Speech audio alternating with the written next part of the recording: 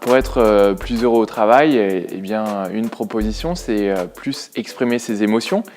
C'est le sociologue Golak qui rappelle que l'une des grandes causes de stress, c'est l'exigence émotionnelle, devoir être souriant quand eh bien, on ne se sent pas bien ou le contraire.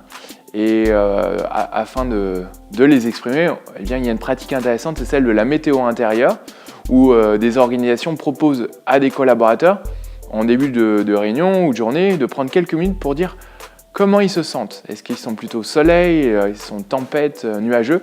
Et en faisant ça, ça fait du bien. Ça fait du bien de pouvoir être un être humain total et pas simplement une tête ou des bras au travail, mais aussi un cœur et des émotions. Et en faisant ça, eh bien, on permet de créer du lien, de réparer ou entretenir la relation avec les autres collaborateurs. On est plus analytique, on est plus créatif et finalement on travaille mieux ensemble.